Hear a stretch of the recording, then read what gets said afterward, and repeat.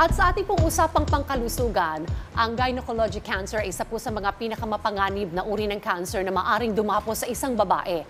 Isa po itong malubhang kondisyon na nakakaapekto sa iba't ibang bahagi ng katawan tulad po ng matres, ovary at iba pang reproductive organs. Tunay na isa itong malawak na issue sa kalusugan na dapat pagtuunan ng pansin at unawain. Kung kaya't para ipaliwanag po sa atin kung ano nga ba ang gynecological cancer, makakapanayan po natin ang OB-GYN na si Dr. Glenn Benitez. Magandang umaga po, Doc, at welcome sa Rise and Shine Pilipinas. Hello. Good morning. Thank you for inviting me. Salamat din po sa inyong pong panahon, Doc. Doc, si Dayan at Audrey po ito. Marami po sa ating mga kababaihan na hindi po gaano kapamilyar sa sakit na gynecologic cancer. Maaari niyo po bang ipaliwanag po sa amin, Doc, kung ano po ito? Well, as you mentioned kanina, ang gynecologic cancer ay cancer sa reproductive tract ng babae. Yung tinatawag natin na reproductive tract ay nandyan na yung cervix, uterus, nandyan yung ovary, fallopian tube, vagina at vulva. Alright, Doc, ano po ba yung iba't ibang uri ng gynecological cancer? At ano yung mga mabisang paraan para ma-detect ang sakit na ito? So because it has a wide area, no, as I mentioned, there's about 6 organs involved. So cervix, uterus, ovaries, fallopian tubes, vagina at vulva. At yung kanilang presentation, usually in the latter age, no, mga matatanda, menopausal patient, doon natin nakikita. Yung sintomas nila, depende ko ano doon sa mga organs na yun ang affected. So, kunyari, sabihin natin sa endometrium na galing o sa uterus, usually bleeding na nakikita natin.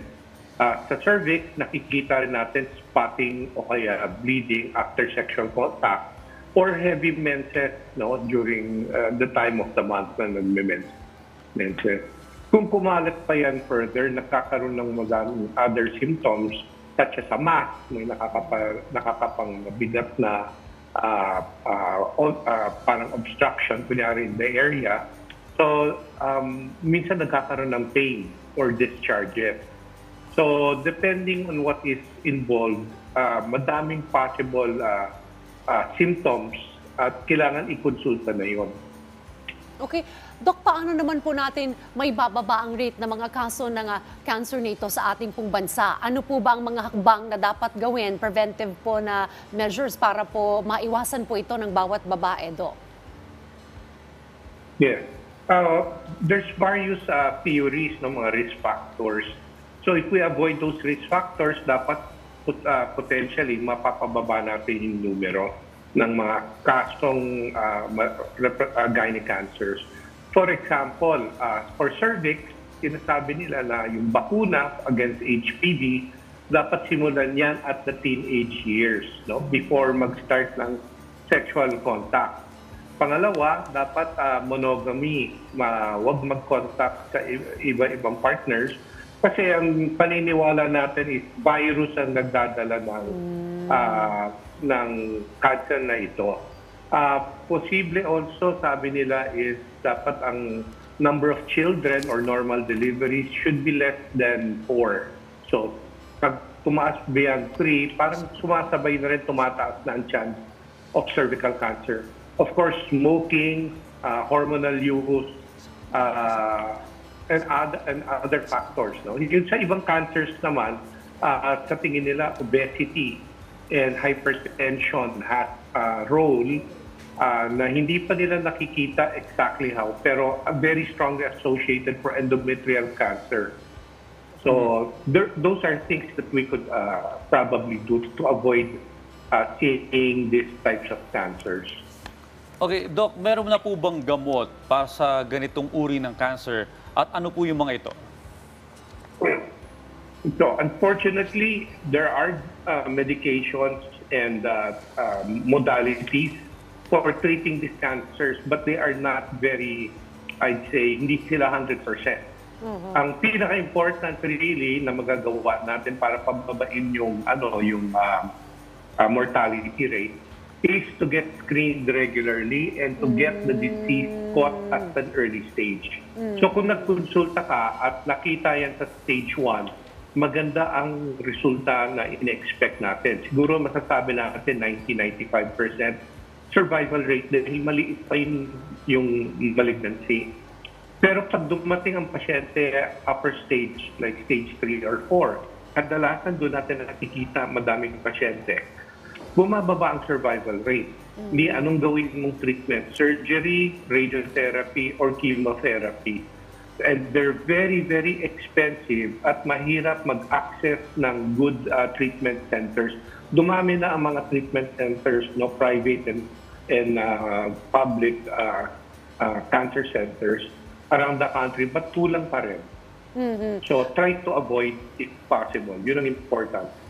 Nabanggit niyo, Doc, yung screen regularly. How frequent po dapat po magpa-screen ng isa pong babae, Doc? So ang talagang nakikita natin very useful for women is mammogram for breast, but we don't handle that no in gyne.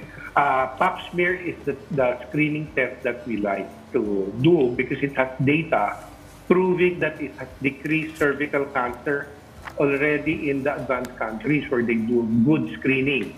Sa atin, opportunistic. We do screening when the patient comes in for some other problems. Pap smear na rin natin kung pwede. Pero talaga dapat we should educate women na dapat ang pap smear is done regularly when you don't have any symptoms. Many mistake na magpa-pap smear ka lang para merong may discharge, may masakit, may problema na. So that's not a good policy. Dapat everybody should be going. No? When they feel normal, magpa-pap smear lang. Well, Doc, para naman po sa mga kababaihan na nakakaranas ng sakit na ito, ano po ba yung mensahe na nais ninyong ibigay sa kanila? I always give the message to people that a lot of our cancers we still are learning about, but ang pinakamadaming gynecologic cancer in the country, cervical cancer, is preventable.